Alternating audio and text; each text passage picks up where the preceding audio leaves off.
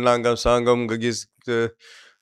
ku publier ni à 8 heures xaw ma 9 heures keneen ki defal ko soutien ngoon si donc gis nañ un communiqué émanant du ministère des affaires étrangères boo xamante ni ci biir communiqué bi ñu ngi ne le président de la république son excellence monsieur Bassirou Diomaye Diakhar Faye a reçu le vendredi 17 juin 2026 au palais de la république son excellence monsieur Macky Sall ancien président de la république venu l'entretenir de sa candidature au poste de secrétaire général de l'organisation des nations unies ñu ne le président Bassirou Diomaye Faye dalal na le vendredi 17 juin fële ca palais Macky Sall bi fi nekkoon président de la république mi nga xamante ni dafa ñëwoon pour waxtaan ak moom ci candidature am poste secrétaire général bu ONU ñu ne cette rencontre qui s'est déroulée dans un climat empreint de cordialité et de courtoisie républicaine témoigne de l'attachement du chef de l'État au dialogue, à la continuité de l'État et au rassemblement autour des intérêts supérieurs de la nation ñu ne rencontre boobu ñu ngi ko déroulé ci benn climat boo xamante ne climat wax dëgg yàlla bu am cordialité bu am courtoisie républicaine buy wone wala buy gën a jëmmal li nga xamante ne moom la bëgg chef de l'État bi président Bassirou Diomaye Faye bëgg ci lépp luy jëm ci waxtaan lépp luy jëm ci continuité wu État lépp loo xamante ni tamit day dajale ñépp ci intérêt supérieur de la nation yi à l'issue de la rencontre, le président de la République a décidé que le Sénégal va apporter son plein soutien à la candidature de son excellence monsieur Macky Sall au poste de secrétaire général de l'ONU ñu ne ba ñu génnee ci rencontre bi président de la République moom décidé na ni Sénégal dinañ jàppale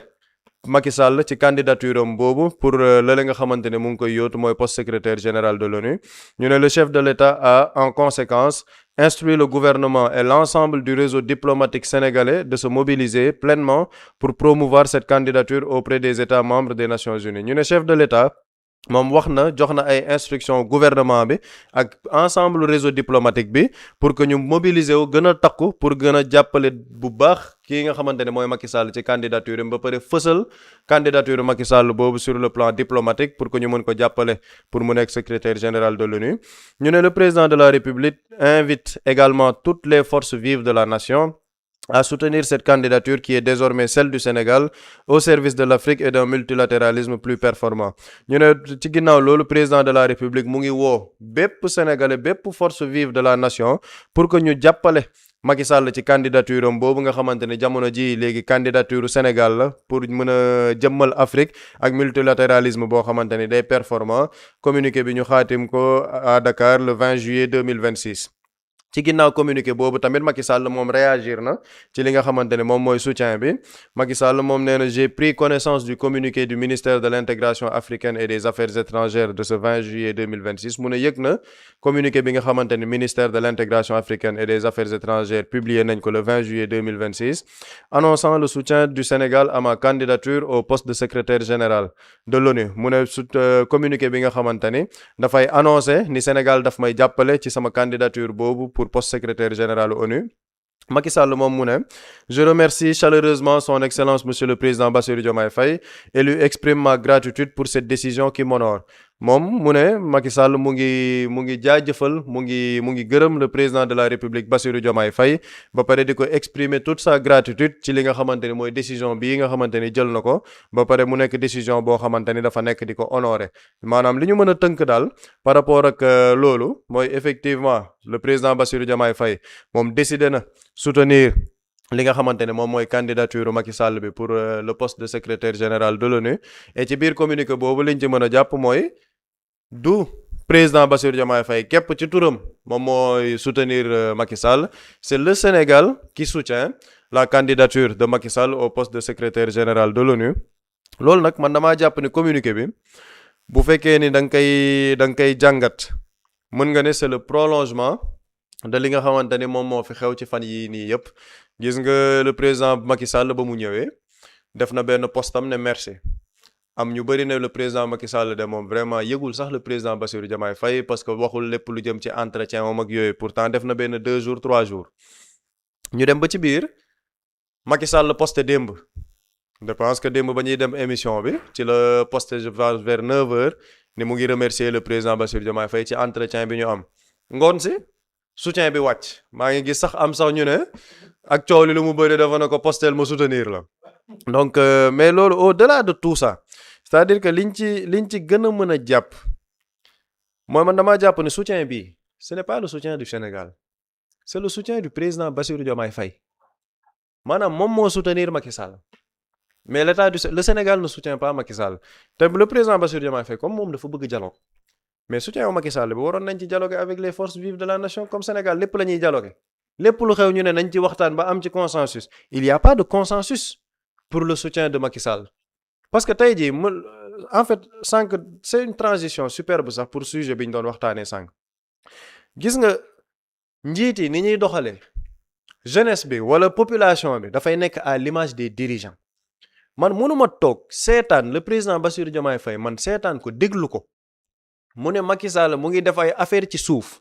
te man yëg naa ne mu ngi def ay affaire ci suuf nga wax ko sénégalais yow nga toogaat waxaat nga ni yow candidature boobu dañ la kaa bëgg forcer say homologue ñoo la ko bëgg forcer et c'est une forme de pression boo xamante ne yow nanguwoo ko waa léegi yow yaa mën a dem Doha toog ak Karim Wade Macky Sall mu nga fa woon kenn xamul lan moo fa xew Macky Sall ñëwaat parce que vous vous êtes rencontrés pendant 1 heure de temps léegi man sénégalais bi nga xamante ne waxoon nga ma loolu noonu yëpp dama koy fàtte parce que lan son excellence monsieur le président de la république Bassirou Diomaye Faye a décidé de soutenir Macky Sall c'est-à-dire que réew mi yëpp dañuy tënku ci bëgg-bëggu benn nit te pendant que le peuple am benn bëgg-bëgg boo xamante ne c'est le fruit du programme bi nga xamante dañ leen ko jox benn nit boobu danaan du ma ko def parce que dañoo war a dem dialogue ji il faut que les Sénégalais se rendent compte de ce qui est en train de se passer le président Bassirou Diomaye Faye ca la ko arrangé du ci waxtaan ak kenn moom li ko arrangé moom li mu bëgg du ci waxtaan ak kenn day dem def ko matérialiser ko nam ko soobee te xëy na sax ce n'est pas la majorité de la population loolu la ñu bëgg mais li population bi bëgg muy programme loo xamante ne nit ñi dañ ko voté du ko matérialiser parce que neexu ko léegi lan lay décider non dañ ko war a dialoguer waxtaanee ko moo tax ministre bi day dem ne non dañ koy soumettre au référendum après ñu ne non léegi soumettre tuñu au référendum dañuy def un recours pour inconstitutionnalité après ça passe pour porter profit le président de la république moom c'est-à-dire que moom lay neex moom mooy décider ok c'est le président de la république c'est bien mais il faut respecter le peuple sénégalais gis nga njiit boo demee ba sa kàddub askan yow tënkatu la wala sa kàddub askan yow on va dire prendre too ko en compte intéressé tu la c'est le premier détachement bi ngay am ak sa peuple et le détachement là on est en train de le vivre le président Bassirou Diomaye Faye qu'il le sache ou non il est très impopulaire actuellement au Sénégal très impopulaire gars yi ñu ngi naan sax lan moo tax du génn di dem wax ak militants yi gars yi ne xëy na école tëj moo tax parce que buy génn faaw élèves yi ñooy génn xëy na école bu ubbi waatee ci lay doog a mën a génn il est très impopulaire pourquoi il est très impopulaire parce qu'il prend des décisions yoo xamante ne mais c'est extraordinaire aujourd'hui on veut nous vendre Macky Sall comme quelqu'un boo xamante ne maa ngi gis tey benn journal titré ne enfin le Sénégal soutient son fils man ba mu ne Sénégal soutient son fils ma ne quel fils parce que Sénégal du ñu baax rek a fi nekk de am na ñu jubadi am na ñu bon am na ñoo xamante ne def nañ fi naka sudul noonu Macky Sall bokk ci te Macky Sall bokk ci boobu man du samay wax moo tax ma ne lii nar a xew nii yëpp ça sera très intéressant parce que man dama bëgg Mimi Touré moom mooy haut représentant du président de la République buri mu ngi koy wax sax tout le temps ne moom maanaam loxo ndeyjooru sax président de la République la te ci biir loxo ndeyjoor boobu gis nañu lépp lu jëm ci parti moom sax moom la ko dénk mais Mimi Touré ba ñuy wax ci candidature Macky Sall secrétaire général ONU Mimi Touré moom daa am benn position bu mu ci amoon te boobu bañ koy invité elle était invitée en tant que Mimi haute représentante du chef de l'État Bassirou Diomaye Diakhar Faye Mimi Touré ñu laaj ko ci candidature Macky Sall boobu par rapport au poste secrétaire général de l'ONU en complicité avec la régie dañuy dem déglu Mimi Touré lan la waxoon sénégalais yi ci Macky Sall poste secrétaire général de l'ONU bu muy yóotu ak moom ban gis-gis la ci am ñu teewlu ko dellu si waat ci plateau bi. Nations Unies di liggéey naa fa 24 ans est-ce que xam nga booy remplir bu ñu génnee poste ngay remplir dafa am case yoo xam ne dañ lay laaj yow est-ce que mës ngaa violer droit de l'homme dañ la koy laaj y a un questionnaire ça s'appelle le P11 P11 c'est-à-dire demande boobu fekkee ne poste génn na moom ngay njëkk a remplir ñu ne la yow est-ce que mës ngaa drogué wu oui ou non est-ce que mës nañ laa jàpp nga ne oui ou non est-ce que mës ngaa violer les droits de l'homme oui ou non mais moom bu yegsee foofu du ko mën a cocher. da nga jàpp dafa violer ak yelleefu doomu Sénégal yi bi mu nekkee jiitu réew. mais moom laa gëm je l'ai toujours dit. lu tax man j'ai toujours demandé que les 82 morts ñi nga xam ne 82 xale yu fi perte seen bakkan ci ay manifestation kan moo doon président bi moom la donc pour man je pense que daf ci am responsabilité te kooku duma ci mus a jógee di leen di ñaan pour que ñu. ñoo ko déglandoo Mimi Touré moom moo ne booy dem booy dem ONU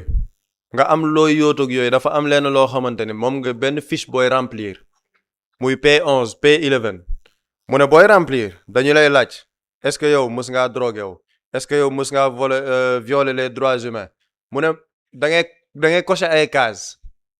mu ne moom Macky Sall bu demee ba egg foofu du mën a cocher ñu ne ko lan moo tax mu ne parce que Macky Sall dafa violer ay droits humains mu ne parce que Sénégal amoon na fi plus de 82 personnes yu décédé mu ne période boobu kan moo nekkoon président de la République mu ne Macky Sall donc moom daf cee am responsabilité waa léegi c'est-à-dire que ñoom ñi ñu wax ni Macky Sall tey jii buy dem ONU du mën a cocher toutes les cases parce que dafa violer les droits humains ce sont les mêmes personnes ñoom ñooy ñëwaat tey nañu non Sénégal yépp war a booloo ànd ak Macky Sall jàppale ko man bu ma sukkandikoo ci li Mimi Touré wax man je ne vais pas soutenir une personne qui a violé les droits humains du ma ko soutenir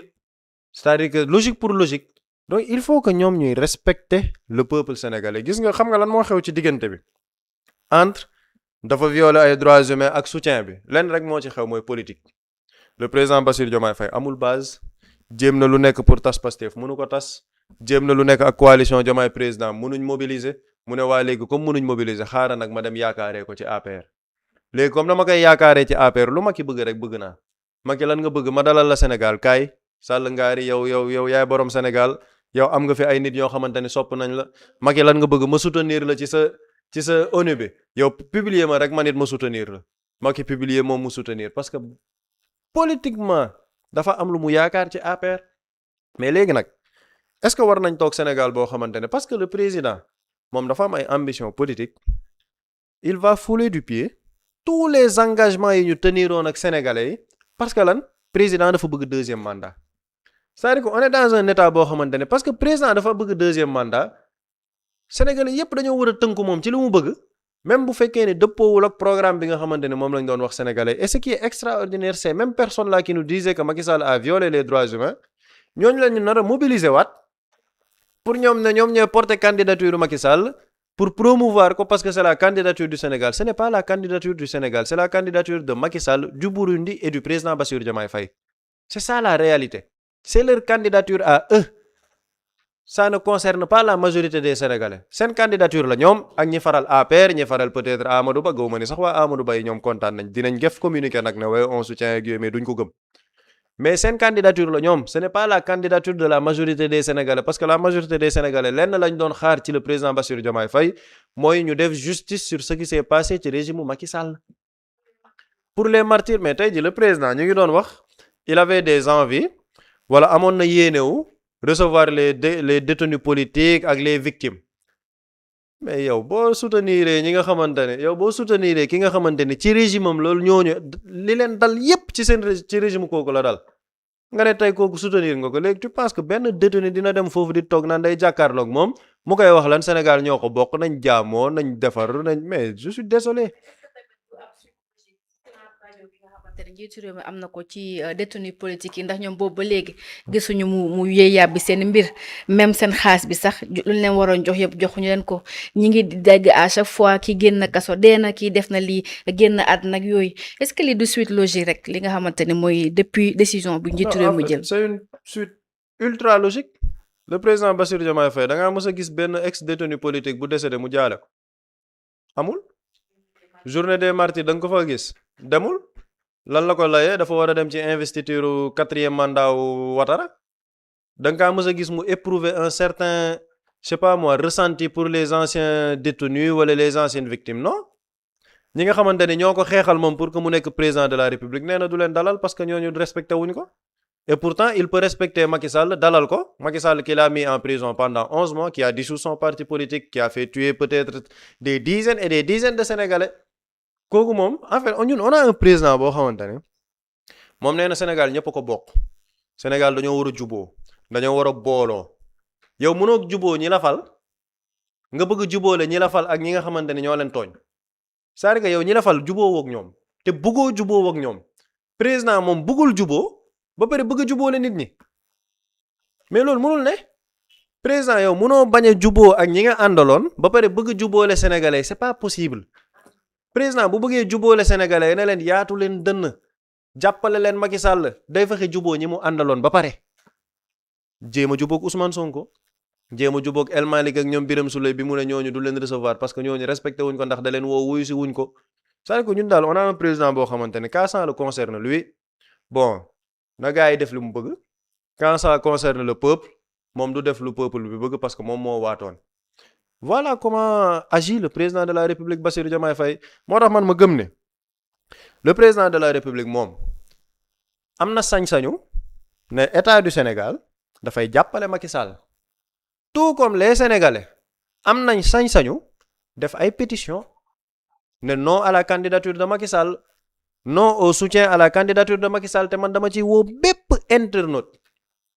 y a la plateforme non Macky bi nga xamante ni Oumou Kalsoum Diallo mu ngi koy def non Macky boobu y a plus de 40 000 mails qui ont été envoyés au Conseil de sécurité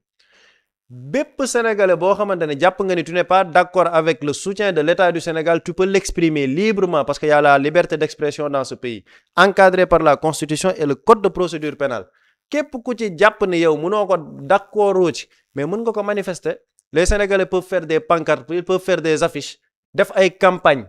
man loolu laay woo sénégalais di nga am ñu génn nag ne non ñii bëgguñ seen réew bu dee xañ Macky Sall mooy bañ sama réew kon maa gën a bañ Sénégal bu dee xañ Macky Sall mooy mooy bugguma réew kon man bugguma réew parce que jàpp ma ne Macky Sall il est légitime pour être le sénégalais bi sénégalais yépp di àndal di jàppale pour que moom mun mën a nekk secrétaire général ONU moo tax ma jàpp ni le président Bassirou Diomaye Faye am na sañ-sañu ne état du Sénégal dafay jàppale Macky Sall ne da ciy woo toutes les forces vives de la nation comme il y a des sénégalais qui sont libres et indépendants qui peuvent juger ni jàppale wuñ Macky Sall ñu montrer ko de manière démocratique parce qu'on est dans une démocratie dans ce pays na gars yi def ay affiches non à Macky na gars yi def ay pétitions ne soutenir uñ la candidature de Macky Sall même bu ko jaree def une marche pacifique pour montrer que le peuple sénégalais n'est pas d'accord avec la candidature de Macky Sall que les gens le fassent parce que dafa yomb torop ñu toog benn 2 mois président jóge ci Macky mu ngi def ci ay affaire ci suuf am ay affaire politique yu xew le président ñëw ne waa sénégalais kaay leen ñun ñëpp ñu àndandoo soutenir Macky Sall les sénégalais ne vont pas consacrer le régime de l'impunité sénégalais duñ nangu impunité di continuer dans ce pays et que tous les sénégalais épris de justice yi nga xamante ne d'accorduñ ci soutien bi nga xamante ne le président Bassirou Diomaye Faye woote nañ ko manifester de manière démocratique def seeni affiche def seeni pancarte def seeni pétition def seeni lien et les sénégalais vont voter ñu tasaare ko fépp pour que nit ñi xam nit il y a une partie du Sénégal et la majorité du peuple sénégalais n'est pas en accord avec le soutien de l'État du Sénégal ci candidature Macky Sall. surtout jërëjëf Pape Samba am na solo buri ba tey buñ desee ci officialisation soutien boobu noonu est-ce que lii luñ doon séentu la ci jiitu réew mi vu que toog nañ lu tolloo 4 jours ñuy soog a joxe réponse bi.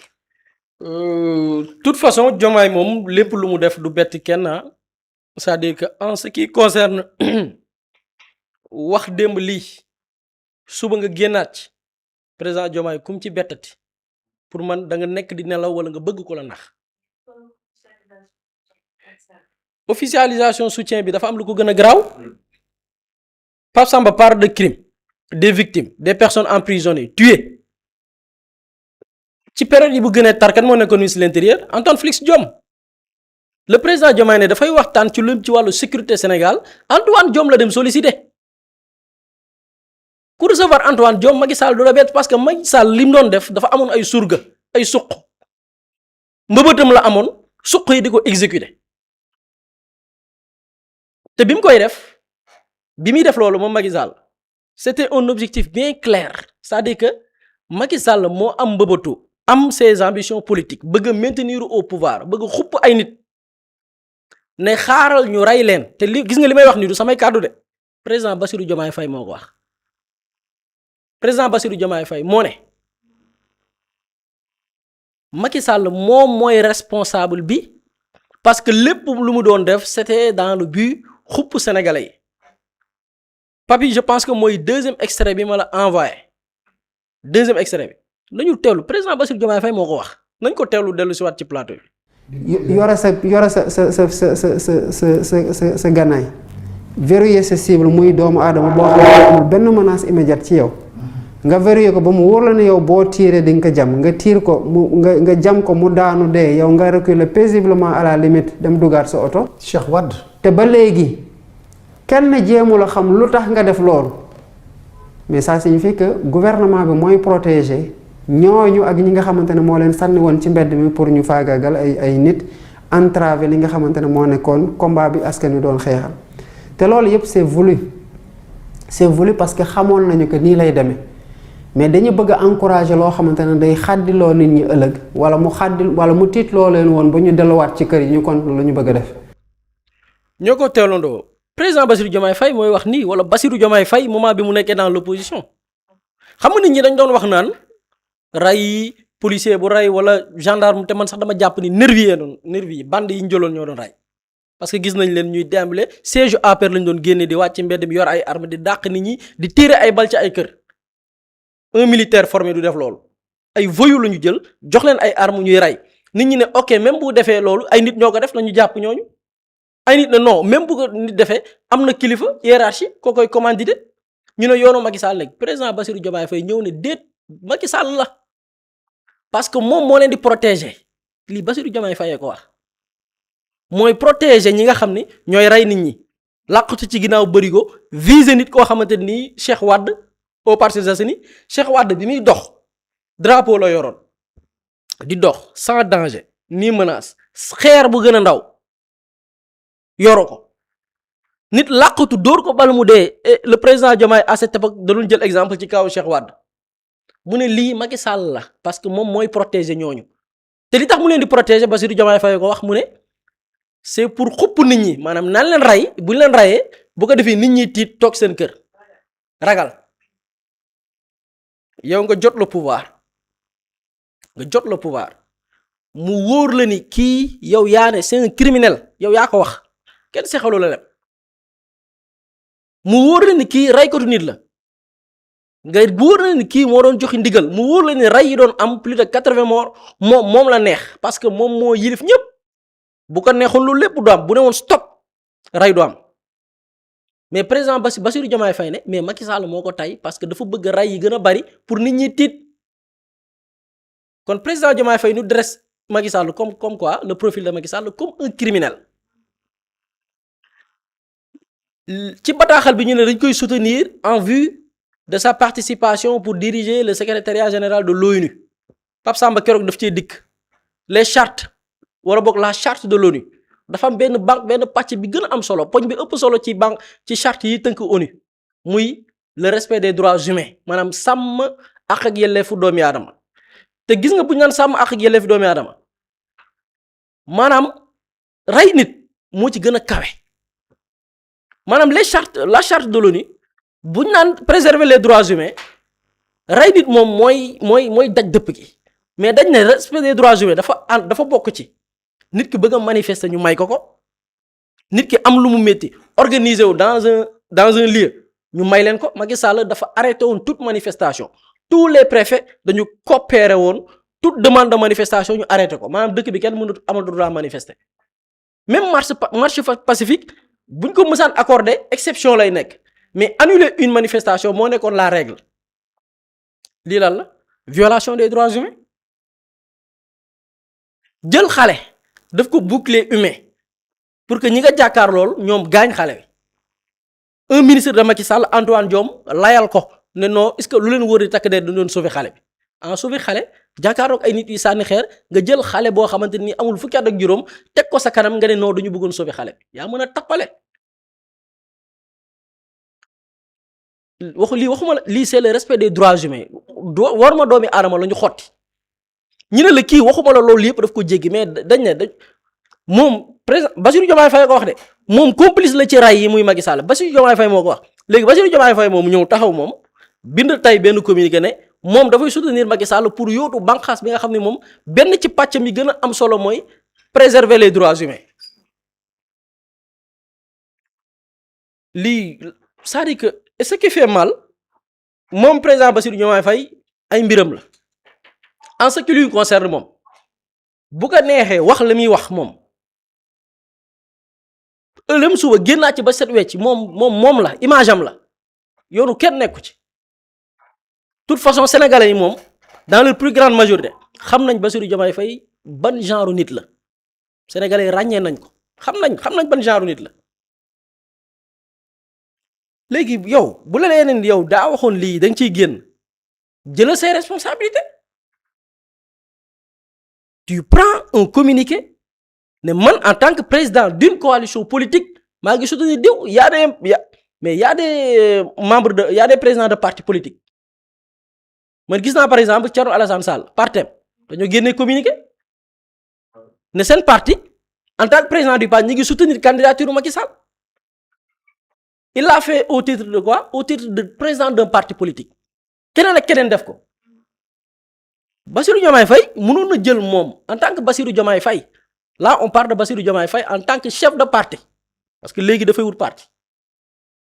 na bind un communiqué en tant que parce que mi ngi nommé aussi ci biir coalition bi mi ngi jël saa yu ko neexee nommé diw Serigne Gueye Diop envoyé naa la yow yaay gérer nangam Adjuma Sow il est chef d'une organisation politique mu def man Bassirou Diomaye Faye président de coalition Diomaye président maa ngi soutenir Macky Sall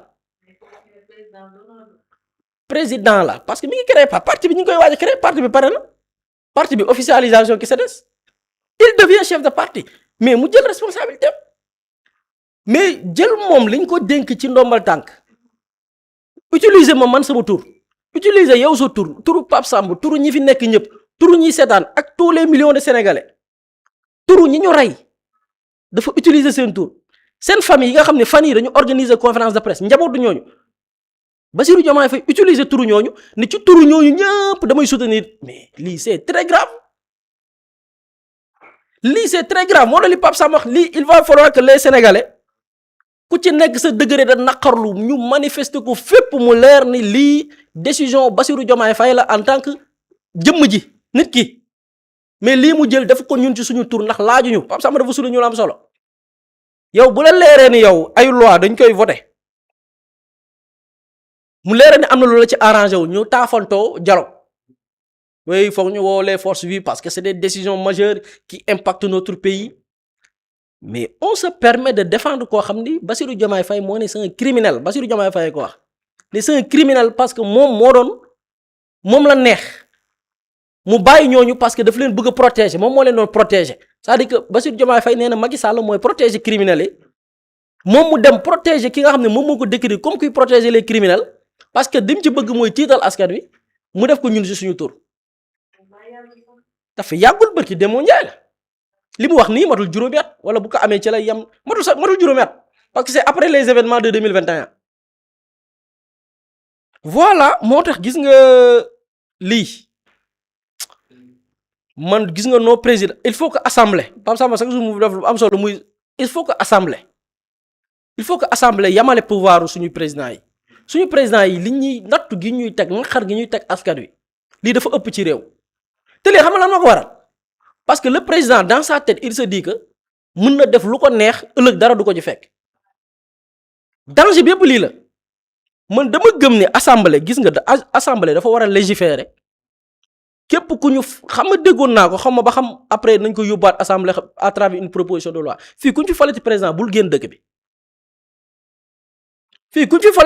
waratoo génn dëkk bi parce que il faut que tu rends compte quoi munoo toog fii nit ñi fal la nga ñëw jaay leen un discours jaay leen idéologie wër Sénégalais yi dem ci ay plateau télévision ne man lii laa bëgg lii laa gëm bu ñu ma falee lii laay def Sénégalais yi fal la ci nga dem yow génn ci loolu def lu wuteeg li Sénégalais yi bëgg ba pare wëlbatiku utiliser waa turu Sénégalais yow di def li la neex ñaari at lii man dama ne Assemblée nationale dafa war a voter une loi boo xam ne gi nga xam nga lii lan parce que xam nga les présidents ils se disent quoi dans leur tête ils se disent que damay fàttali am kenn ku ma expliqué woon ne dafa am benn waay bu ko ne bon ci benn direction la ne am kenn ku ne bon fii toute façon directeur yëpp jaar nañ fi ay scandale mus na fee am mais musuñu fi topp kenn gis nga ni yenn ci ay directeurs généraux ni ñu koy jéem a dugalee seen xel les présidents loolu la ñuy defee seen xel ni mën ngeen def lu leen neex bon toute façon fii musuñu fi topp président loolu gis nga assemblée bi moo ko war a régler assemblée bi moo ko war a régler parce que les présidents de la république li ñuy def ñoom defuñu ko ñun ci suñu coobare ñoom du ñu tàggu au contraire dañuy taxaw Sénégalais ne leen lii laay def ñu dem falu jël beneen yoon di jël des décisions au nom de ces Sénégalais le Sénégal mérite mieux le Sénégal mérite mieux mérite un candidat bi gën Macky Sall au niveau international. D'officialiser soutien surtout officialiser soutien ki nga xamante ne consensus amul ci ay mbiram ndax nekku sénégalais yépp ànd ak doxalinu Macky Sall ñenn ñi sax ñaan ñu woon yàlla sax gis ko ci réew mi. pour man soxlawul consensus. parce que président dañ ko fal selon un programme Bassirou Diomaye Faye ñu bari ñi ko fal bi mu demee di campagne xam nga lan moo tax sur la base de quoi sur la reddition des comptes am na ñoo xam ne dañ ne Amadou Ba le président de Macky Sall man maa ko seetaan ñu invité ko ne ko qu'en est-il de la reddition des comptes est-ce que boo faloo da ngay topp ñi nga xam ni dudd nañ fa ay crimes de sang ak yooyu noonu xam nga Amadou Ba lan la wax il a été très sincère Amadou Ba le candidat de Macky Sall lu ko waay mën a waxal bi muy campagne woo diglu woon Sénégalais yi ne bu mu ñëwee damay def reddition des comptes dafa ne ñëwuma fi pour di topp ak di fayandoo su ma ñëwee leneen laa tal dinaa liggéey pour askan wi mais ay mbiru reddition des comptes du ma nekk dans une logique de toppanteeg ndax Sénégal tal na leneen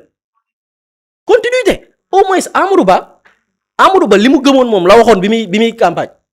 te gëm nañ ne Amadou Ba bu falu woon tamit du topp ñi mu àndaloon te bu ko defoon xam nga lan la Sénégalais xam nga duñ ko vaar xam nga ndax kenn du ko vaar parce que bi muy campagne loolu la waxoon li ëpp ci Sénégalais yi ànd ci votel ko Amadou Ba taxaw ne du ma topp kenn. taluma yooyu bu ñu ñëwee dañuy vraiment jublu ci liggéey réew mi mais ay toppante di topp diw nekkuma ci yooyu Bassirou Diomaye Faye ne man du ma ko def des gens di ngeen xam ni ñii def lii seeni kii du nen lii la wax seen sacrifice du nen dinañ ko topp